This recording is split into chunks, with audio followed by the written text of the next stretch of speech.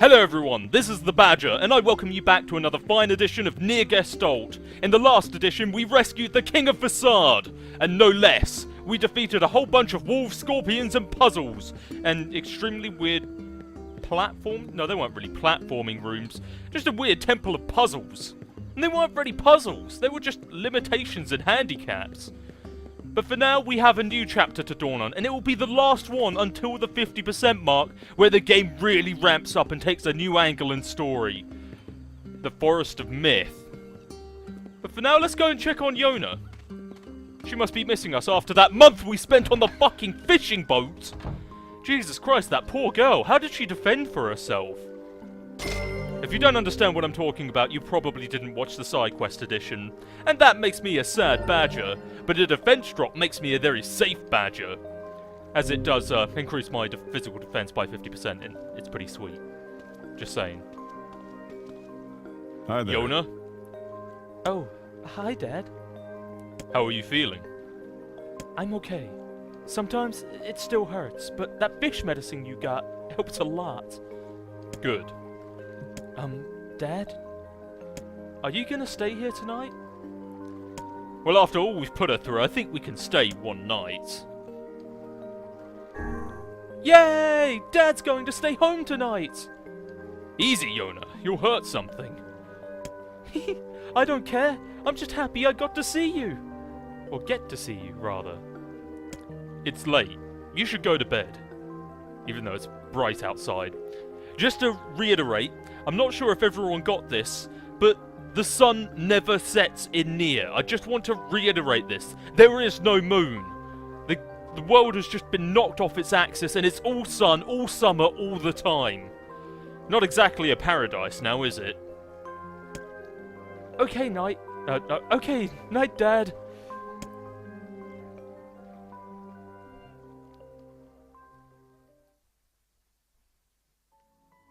I hear a voice. I squint and see a boy standing before me. His hair is silver, his skin is pale, and he stares up at me with hard, glassy eyes. Soon, his lips begin to move, but no sound comes out. What is he saying? I can't hear him. I can't hear him! I can't hear him! I can't hear him! I can't hear him! I can't!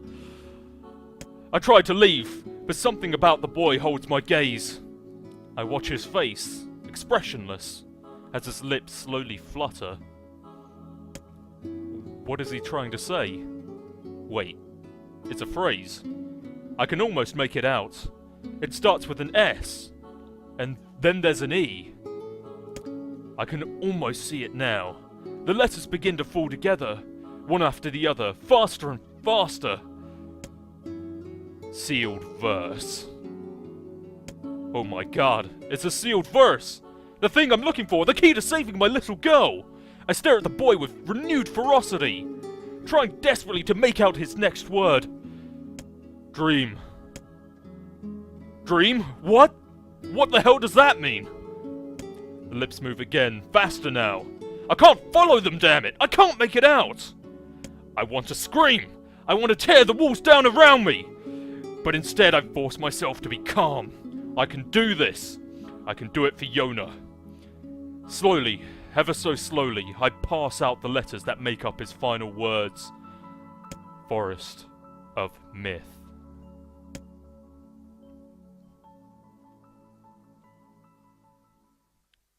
The next morning...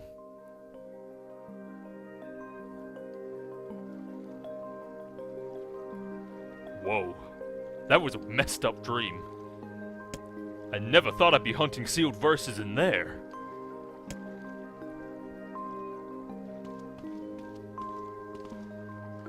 Oh. Morning, Dad. Hey. What's wrong? You look all tired and you have these weird black circles under your eyes. It's nothing. I had a strange dream and I didn't sleep very well. Oh, I have weird dreams all the time. I know. Actually, I had a totally weird dream last night. Did you now? There was a boy and me, and we were playing this game together. What kind of game? It's called Guess the Word. I think he made it up because I've never heard of it before. How did it work? Well, the boy would move his mouth, but no words would come out, so I had to guess what he was trying to say. It was hard, but I wanted to play hide and seek, but we had to play his dumb game instead. What did he say? I dunno. All I could figure out was dream and forest of myth. But he said he'd be back, so I got to study. Then I can figure out everything and win. You're gonna help me study, right, Dad? Yeah, sure. NeiR doesn't strike me as the studious type. But as for that, we may as well just leave the house. Well, what does this entail, going to the Forest of Myth? You appear lost in thought. This frightens me. It's nothing. Don't worry about it. Come on, I need to go and ask Popola something. Oh, Grimoire Vice, your ever studious eye is quite accurate, actually. Poor girl. But what I do need to say is that I didn't actually realise, but not NeiR's, Grimoire Vice's voice actor is actually in, no, not Darkstalkers. Is it? Shit, I've actually forgotten the name of the series now. Was it Darkstriders? Darkstalkers? Darkstalkers. Or is that, no, that's the fighting game, is it? Fuck, I can't even remember. Just leave me a note in the comments. But not more than once or I'll slap you. Okay, deep breath. So much reading. I just wish to take this moment to let everyone know this is going to be a really boring chapter. If you don't like just words, and voices, just text, it could be interesting, but if you're impatient or just a little bit tired out or burned out, this might not be the episode for you. Just warning. It's literally text, the chapter. What's up, Popola? Oh, hi, NeiR. I just got a strange letter in the mail. Dearest Popola, I hope this letter finds you well. I am writing in hopes of bringing your attention to a certain dream issue of concern regarding recent events in Dream the Village. I was hoping I might dream able to get your advice dream on the matter. Recently there have been dream reports, dream of a certain dream, evil dream, empty dream, curse, dream, evil dream, words, dream, someone dream. That is certainly one bizarre piece of writing. Yeah, it's strange, alright. Who's it from? The mayor of the small village in the Forest of Myth. It's a wooded area up north. The Forest of Myth? They're a bright and talkative group of people. Something like this is very out of character for them. I have a bad feeling about this. I'll check it out. You will? But... Don't worry about it. I've got business there anyway. Oh, well... Alright. Thank you. Oh, she didn't seem too excited about that. I wonder why. Boom. And off we go onto a brand new chapter.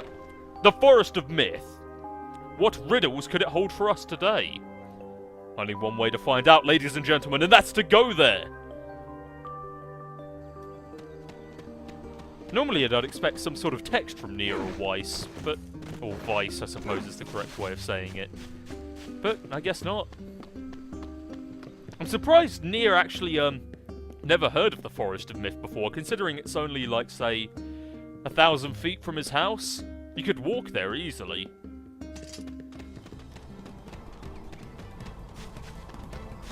Dum-da-da-dum-dum-dum-dum. Time for my favourite part of any given day.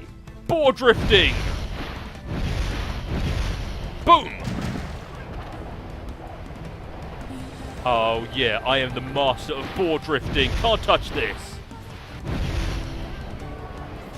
And if you want to know where it is, it's directly across from the area. I wonder if you can ram this. Boom! Oh god, I just drifted into another boar. Oh god, this could end badly for me. Please leave me alone. This is cool. There we go. Oh god, nah, I nearly drifted into it.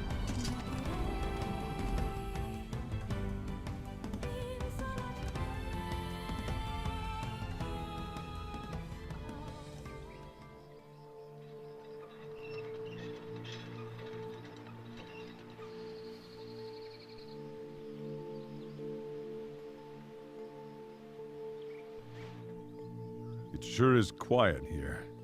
Such silence bodes ill. There's trouble on the way. I'm sure of it. That's what I love about you, Vice.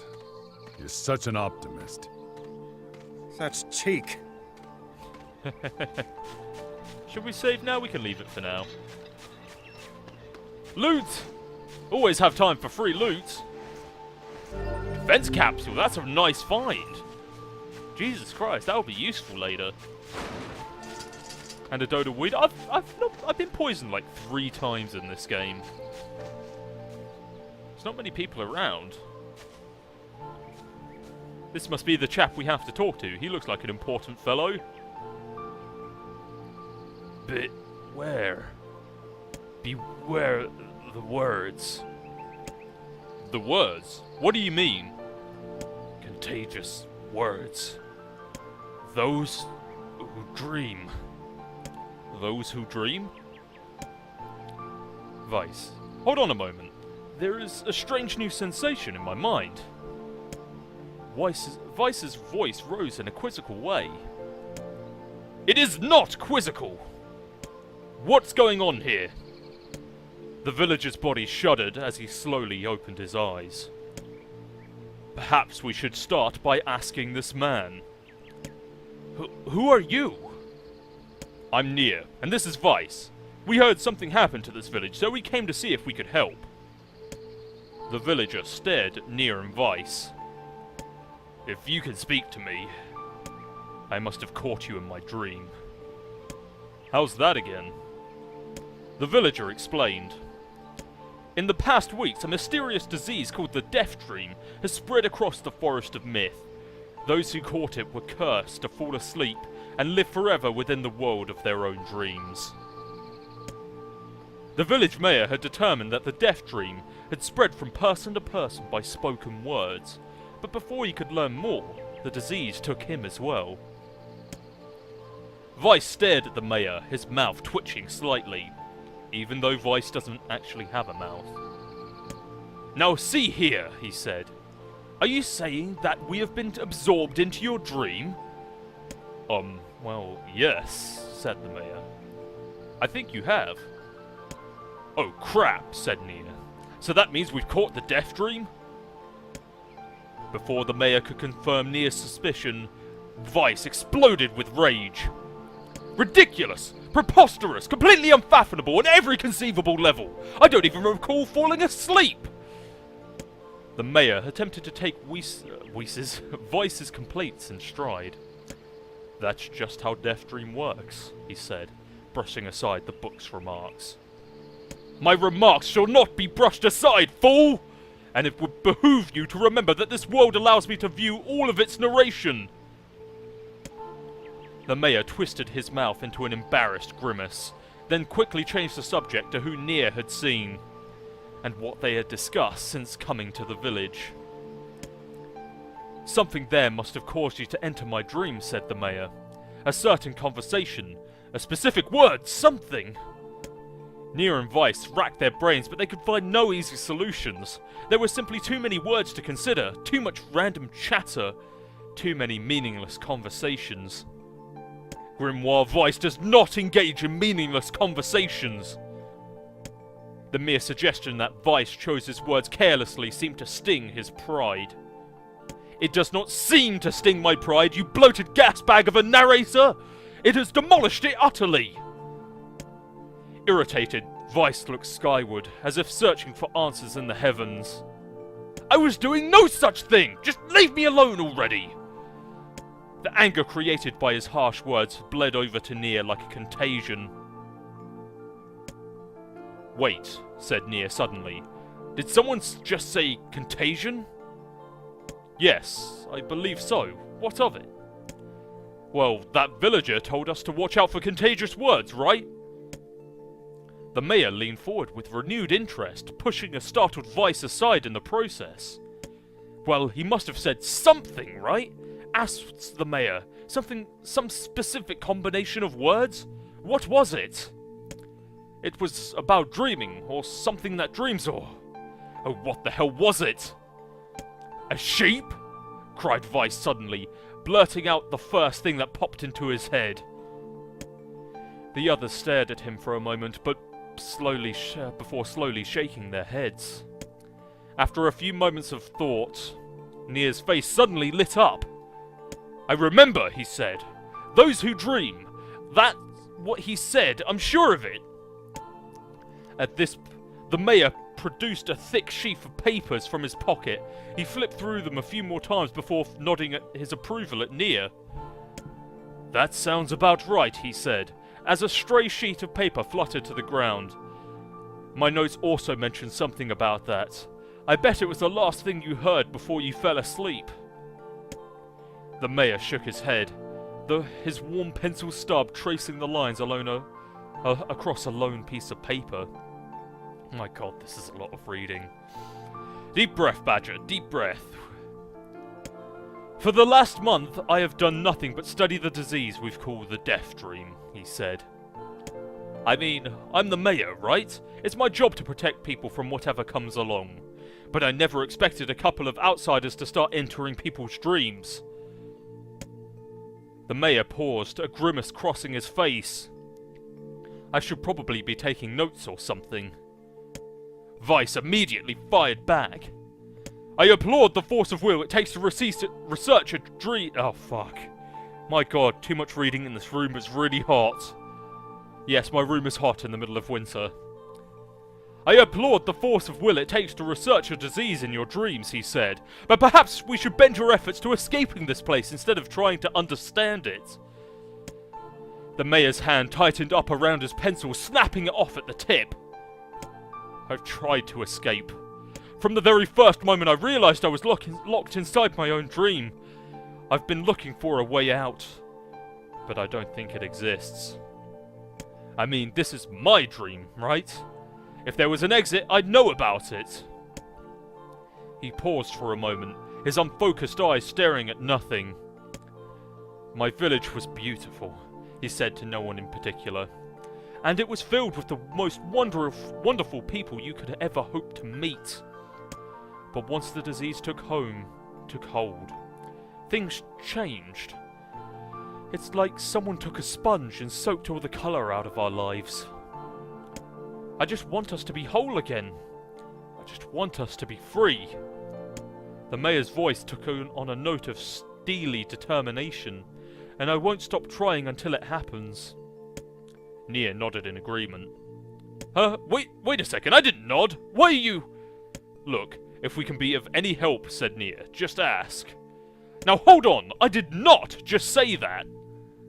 "Silence!" cried Vice. The grimoire looked from NeiR to the mayor and back again, his face filling with confidence. Grimoire Vice's face is always confident, thank you very much, even though his face is stagnant. "Now see here, Mayor, you told us that nothing can exist in this dream without your knowing of it. But yet you seemed surprised to us when we first arrived, yes?" The mayor slowly raised his head. Christ. Breathe. Deep breaths, Badger. Realization dawning upon his face. "Oh my god," he said. "You're right! You're right! I had no idea you were coming!" "The human imagination is a limitless engine," said Vice. "And dreams are the fuel. If you can imagine an exit, then it must be so. With your permission, we shall search it out." "Thank you," said the mayor. "I don't know how I can repay you." "Payment is not required. We are as eager as you to be done with this place." The mayor suddenly felt as if he could breathe again. He almost forgotten what it was like.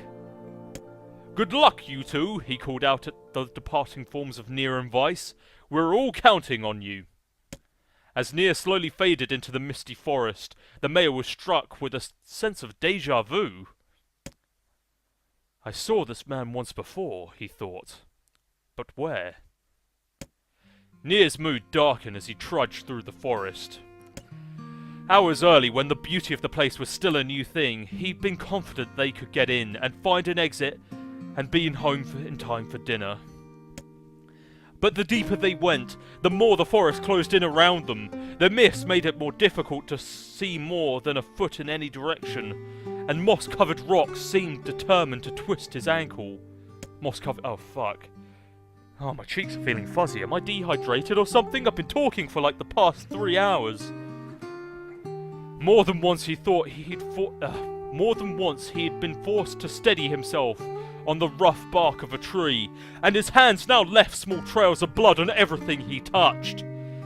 Additionally, Vice was proving to be a spectacularly poor travelling companion. Unhindered by either terrain or physical effort, he spent most of his time urging NeiR to pick up the pace and grumbling about their slow progress. Finally, after Vice muttered something about legless turtles being more adept at navigating the environment, NeiR snapped. "You know what, Vice?" he cried. "Go to hell! We're stopping. I need to rest for a few minutes before I throw up." Funnily enough, I feel the same way, NeiR.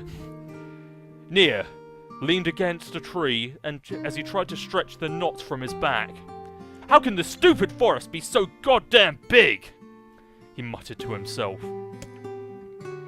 The moment those words trembled from his mouth, a cacophony of insects sprang to life. As if infuriated by his lack of respect, every imaginable form of buzz, click, and hiss roared out with volume that rattled his teeth. NeiR slapped his hands over his ears and screamed to be heard. "Vice! What the hell is going on?" NeiR could see Vice's mouth moving, but he may as well have been shouting in a tornado. The insects screamed, the forest howled. And then, just as NeiR's ears seemed to ready to tear from his head and go running for cover, the sound diminished. Hesitantly, NeiR removed the hand from his left ear and listened to the creatures of the woods. "Zree! Zree! Zree! Zree! Shak! Shak! Shak! Chiki! Chiki! Chiki! Chiki! Chiki! Woo! Woo! Wooma! Woo! Woo! Wooma! Sheik! Sheik! Sheik!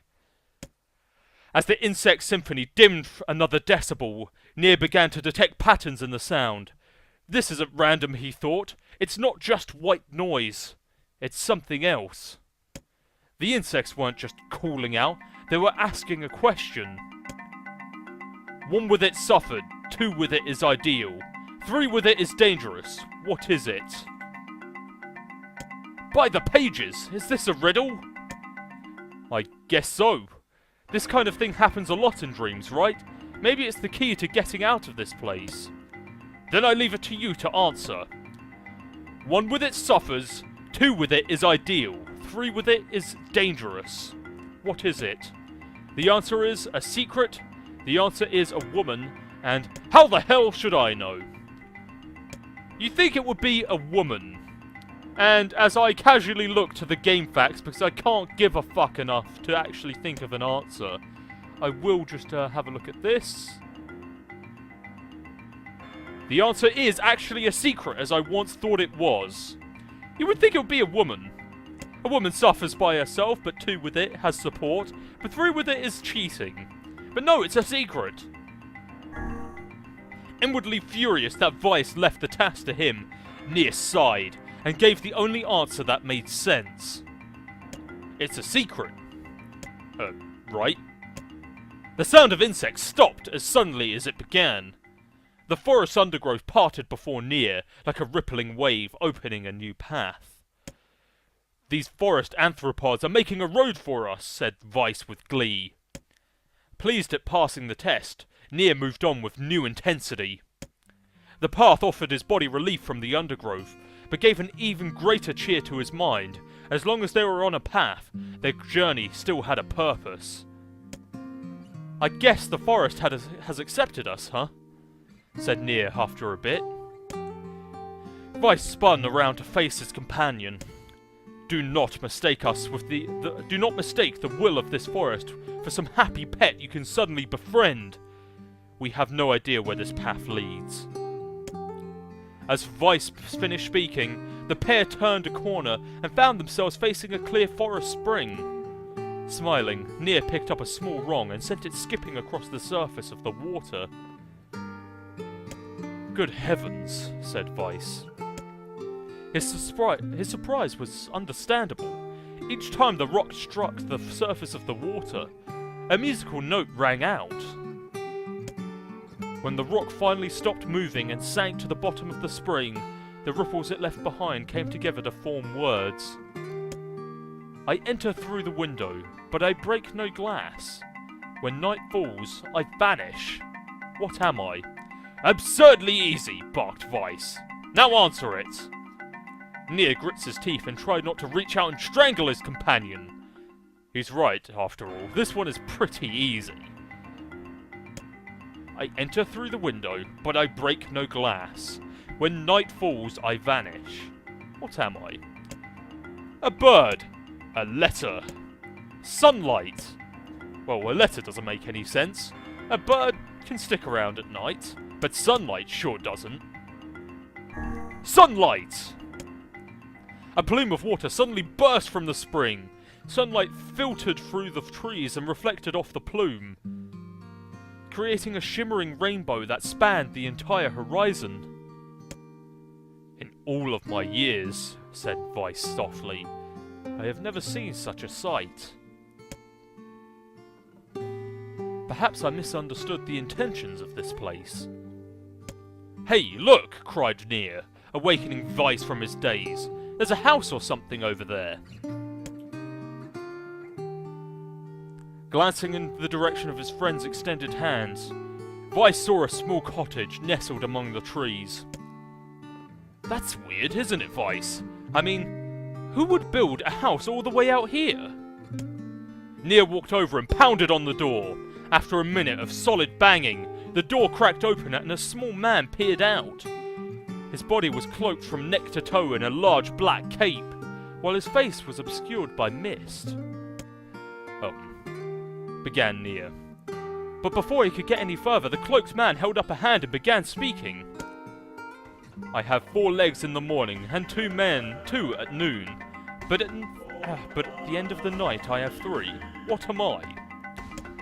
NeiR tried to ask the cloaked man who he was and what he was doing here, but he simply repeated the question.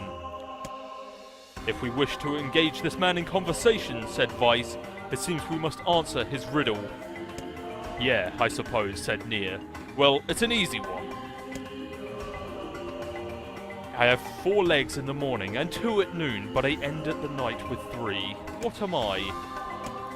"A man, a demon from Devil May Cry 3, no less, because we've heard this riddle before. Jesus Christ, we've heard this one already. They're trying to reuse. God damn. Oh, fuck. You know, is there no riddle in a localization team that they know that isn't this one? It is a man that walks on all 4s at birth, 2 as a man, and 3 with a cane at night. We've been through this one already. Next! A man. The mist dissolved from the cloaked figure as he spoke from a single word. Correct. With that, the man flung his garment aside, revealing his true identity. "You're the mayor!" cried NeiR. The small man slowly shook his head. "I am not the mayor you know. Now listen to my words. Long ago I saw a version of you that was not yourself." "You saw... Wait, you saw that? I'm sorry, I don't understand a thing you just said." "It will make sense in time.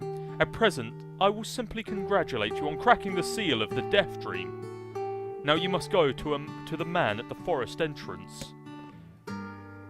With that, the man turned on his heel and slammed the door behind him. As NeiR watched, mist seeped up from the ground and enveloped the cottage, erasing it from existence. When NeiR and Vice returned to the forest entrance, they found the mayor leaning against a tree. As soon as he caught sight of the duo, he sprang to his feet and scrambled over to them. "Good gravy!" he cried. "You made it! You actually made it back!" His left hand grasped NeiR's and pumped it so fiercely that it threatened to dislodge it from the socket, while his right seized Vice by the cover and swung him through the air. Gah! By the heavens, stop shaking me, you fool! We have not even been told if we were successful or not. The mayor smiled broadly and shook his head. I'm just happy you're alive. I didn't think I'd ever see you again.